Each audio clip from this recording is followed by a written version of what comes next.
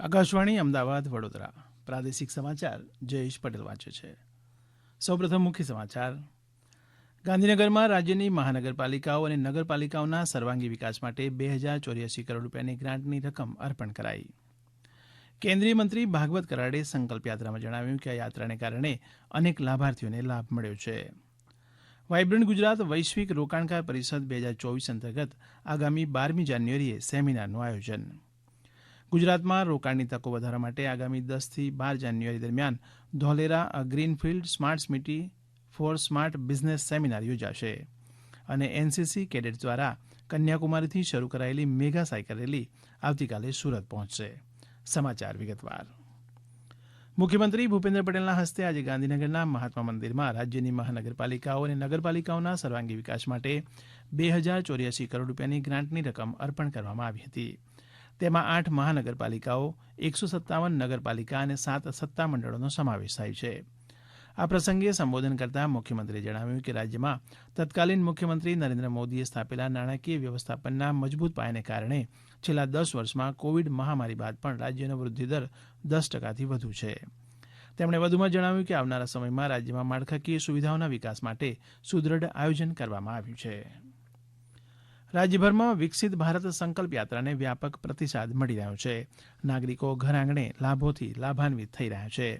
કેન્દ્રીય મંત્રી ભાગવત કરાડ આજે વિકસિત સંકલ્પ યાત્રા અંતર્ગત જૂનાગઢની મુલાકાતે હતા. જૂનાગઢમાં પત્રકારોને વિકસિત સંકલ્પ ભારત યાત્રા અંગે માહિતગાર કરતાં કહ્યું કે સમગ્ર દેશમાં પરિભ્રમણ કરી રહેલી આ યાત્રાને કારણે અનેક લાભાર્થીઓની ખુશી સુધી કેન્દ્ર સરકાર પહોંચી શકી છે. પંચમહાલના મોરવા હડફના મોરા ખાતે ધારાસભ્ય નિમિષા સુથારના અધ્યક્ષસ્થાને વિકસિત ભારત સંકલ્પ યાત્રા યોજાઈ ગઈ. પાટણના સરસ્વતી તાલુકાના રખાવ ગામે જિલ્લા કલેક્ટરની અધ્યક્ષતામાં સંકલ્પ યાત્રા કાર્યક્રમ યોજાયો હતો. જામનગરના કાલાવાડ તાલુકાના સાવલી તથા બોડી ગામે ધારાસભ્ય મેઘજી ચાવડાની ઉપસ્થિતિમાં, જ્યારે વડોદરાના વાઘોડિયા ખાતે જિલ્લા પંચાયત પ્રમુખના ઉપસ્થિતિમાં આ કાર્યક્રમ યોજાયા હતા. મહીસાગર જિલ્લાના ગામડાઓમાં ઠેર ઠેર વિકસિત ભારત સંકલ્પ યાત્રાનો રથ ભ્રમણ કરી રહ્યો છે. વલસાડના અંજલાઓમાં જિલ્લા પંચાયત પ્રમુખની ઉપસ્થિતિમાં વિકસિત ભારત સંકલ્પ યાત્રા યોજાઈ ગઈ, તો તાપીના વ્યારા ખાતે નગરપાલિકા પ્રમુખની ઉપસ્થિતિમાં વિકસિત ભારત સંકલ્પ યાત્રા તથા 9મા તબક્કાનો સેવા સેતુ કાર્યક્રમ યોજાઈ ગયો. વિકસિત ભારત સંકલ્પ યાત્રાથી વર્ષ 2047 સુધીમાં ભારતને વિકસિત બનાવવાનો સંકલ્પ પાર પાડવામાં ગુજરાત હંમેશા અગ્રેસર રહેશે તેવો વિશ્વાસ મુખ્યમંત્રી ભૂપેન્દ્ર પટેલે વ્યક્ત કર્યો છે. વિકસિત ભારત સંકલ્પ યાત્રાના રથના સારથીઓ અને લોકો સુધી લાભ પહોંચાડનારા કર્મયોગી સાથે વિડીયો કોન્ફરન્સના માધ્યમથી સંવાદ કરતા તેમણે આમ જણાવ્યું હતું. ખેડા, અમદાવાદ, વડોદરા અને ભાવનગર જિલ્લાના ગ્રામીણ વિસ્તારની વિકસિત ભારત સંકલ્પ યાત્રામાં તેઓ ગાંધીનગરથી વર્ચ્યુઅલી જોડાયા હતા. ડ્રોન ઓપરેટર પાસેથી ગ્રામીણ ખેડૂતો દ્વારા થતા અનુભવો અંગેની માહિતી પણ મુખ્યમંત્રીશ્રીએ મેળવી હતી. આ પ્રસંગે પંચાયત અગ્રસચિવ મોના ખંદારે વિકસિત ભારત સંકલ્પ યાત્રા વિશે માહિતી આપતા જણાવ્યું કે આ યાત્રા રાજ્યના 12,000થી વધુ ગામોમાં પૂર્ણ થઈ છે. 11,000થી વધુ ખેડૂતોએ પ્રાકૃતિક ખેતીની જાણકારી મેળવી છે. અંદાજે 1,66,000 ખેડૂતોને પ્રધાનમંત્રી કિસાન ક્રેડિટ કાર્ડ યોજનાના અને 26,35,000થી વધુ પ્રધાનમંત્રી જન આરોગ્ય કાર્ડ ઇસ્યુ કરવામાં આવ્યા છે. આ પ્રસંગે પંચાયત રાજ્યમંત્રી બચુભાઈ ખાપડ, મુખ્યમંત્રીના અધિક સચિવ પંકજ જોશી સહિતના અન્ય મહાનુભાવો ઉપસ્થિત રહ્યા હતા.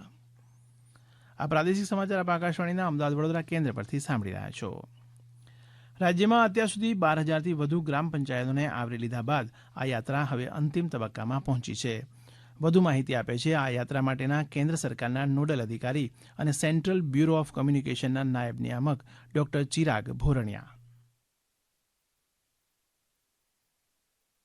સમગ્ર ગુજરાતમાં હાલ સુધીમાં 48 લાખથી વધુ લોકોએ ભાગ લીધો છે. 11,000થી વધારે ગ્રામ પંચાયતની અંદર લેન્ડ ડિજિટાઇઝેશન રેકોર્ડનું સેચ્યુરેશન થઈ ચૂક્યું છે. 10,000થી વધારે ગ્રામ પંચાયતની અંદર જે આયુષ્માન ભારત યોજનાનો જે લાભ છે એ લાભ મળી ચૂક્યો છે. સેમ જે પણ લાભો, ઉદાહરણ તરીકે ઉજ્જવલા યોજના છે કે પછી બીજી જેટલી કેન્દ્ર સરકાર અને રાજ્ય સરકારની યોજનાઓ છે, એ બધી જ યોજનાઓનો લાભ એ 100% લોકો સુધી પહોંચી ચૂક્યો છે. ગુજરાતમાં રોકાણની તકો વધારવા માટે વાયબ્રન્ટ ગુજરાત સમિટ 2024માં આગામી 10 થી 12 જાન્યુઆરી દરમિયાન Dholera a greenfield smart city for smart business seminar યોજાશે. આ અંગે ગાંધીનગરમાં પત્રકારોને માહિતી આપતા ધોલેરા ઇન્ડસ્ટ્રીયલ સિટી ડેવલપમેન્ટ લિમિટેડના મેનેજિંગ ડિરેક્ટર IAS સુપ્રીતસિંહ ગુલાટીએ જણાવ્યું કે આ સેમિનાર રોકાણ અંગેની ચર્ચાઓને સમજવા અને તેમાં જોડાવા માટે હિતધારકો માટે પ્લેટફોર્મ બની રહેશે. વધુમાં સેમિનારમાં નીતિ નિર્માતાઓ, ઉદ્યોગ સંગઠનો, સંભવિત રોકાણકારો અને વ્યાપારી સંસ્થાઓના 500થી વધુ સહભાગીઓ જોડાશે.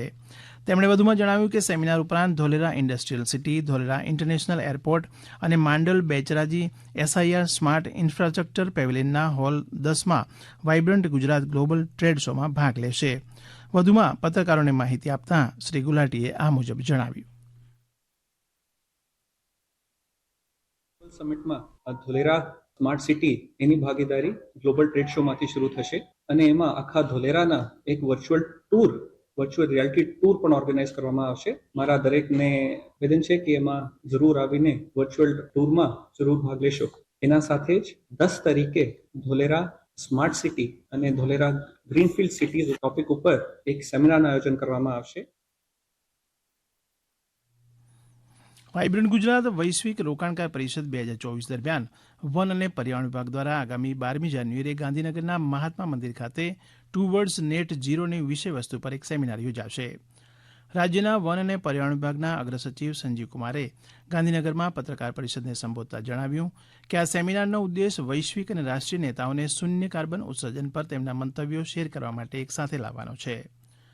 શ્રી કુમારે વધુમાં કહ્યું કે આ સેમિનારમાં એક ઉદઘાટન સત્ર હશે જેમાં કેન્દ્રીય વન અને પર્યાવરણ મંત્રી ભૂપેન્દ્ર યાદવ મુખ્ય અતિથિ તરીકે ઉપસ્થિત રહેશે. તેમણે વધુમાં જણાવ્યું કે ગુજરાત વન વિભાગે સમુદાયોને સામેલ કરીને મેંગ્રોવ વૃક્ષોના વાવેતર દ્વારા કાર્બન ધિરાણ માટે 2217 કરોડ રૂપિયાના 3 સમજૂતી કરાર પર હસ્તાક્ષર કર્યા છે, જે દેશમાં આ પ્રકારની પ્રથમ ઘટના છે. NCC કેડેટ્સ દ્વારા કન્યાકુમારીથી દિલ્હી સુધીની મેગા સાયકલ રેલીનું આયોજન કરાયું છે. ગત 8મી ડિસેમ્બરે શરૂ કરાયેલી આ સાયક્લોથોન આવતીકાલે સુરત પહોંચશે, જેમાં મોટી સંખ્યામાં NCC કેડેટ્સ, આંતરરાષ્ટ્રીય ટ્રાયથલીટ પૂજા ચૌરીસી, હીરા ઉદ્યોગકારો સહિત NCCના પદાધિકારીઓ ઉપસ્થિત રહેશે. અમારા સુરતના પ્રતિનિધિ લોપા દરબાર જણાવે છે કે આ સાયક્લોથોનને મહિલા શક્તિ કા અભેદ સફર નામ આપવામાં આવ્યું છે. ગુજરાત ડાયરેક્ટોરેટ દ્વારા આયોજિત કન્યાકુમારીથી દિલ્હી સુધીની આ યાત્રામાં સુરતની 6 દીકરીઓએ પણ ભાગ લીધો છે. આ યાત્રા 28મી જાન્યુઆરીએ દિલ્હી પહોંચશે. તાપી જિલ્લામાં PM જનમન અભિયાન અંતર્ગત જનજાગૃતિ કેમ્પનું આયોજન કરવામાં આવી રહ્યું છે. તમામ તાલુકાઓમાં આદિમ જૂથના પરિવારોની ચાલી રહેલ સર્વેની કામગીરીમાં જિલ્લા કલેક્ટરના માર્ગદર્શન હેઠળ કરવામાં આવી રહ્યું છે, જેમાં લાભોથી વંચિત ગ્રામજનોને સ્થળ ઉપર જ સરકારની યોજનાના લાભોનું વિતરણ કરવામાં આવી રહ્યું છે. અંતમાં મુખ્ય સમાચાર ફરી એકવાર. ગાંધીનગરમાં રાજ્યની મહાનગરપાલિકાઓ અને નગરપાલિકાઓના સર્વાંગી વિકાસ માટે 2084 કરોડ રૂપિયાની ગ્રાન્ટની રકમ અર્પણ કરાઈ. કેન્દ્રીય મંત્રી ભાગવત કરાડે સંકલ્પ યાત્રામાં જણાવ્યું કે આ યાત્રાને કારણે અનેક લાભાર્થીઓને લાભ મળ્યો છે. વાયબ્રન્ટ ગુજરાત વૈશ્વિક રોકાણકાર પરિષદ 2024 અંતર્ગત આગામી 12મી જાન્યુઆરીએ સેમિનારનું આયોજન. આકાશવાણીના અમદાવાદ વડોદરા કેન્દ્ર પરથી પ્રાદેશિક સમાચાર પૂરા થયા.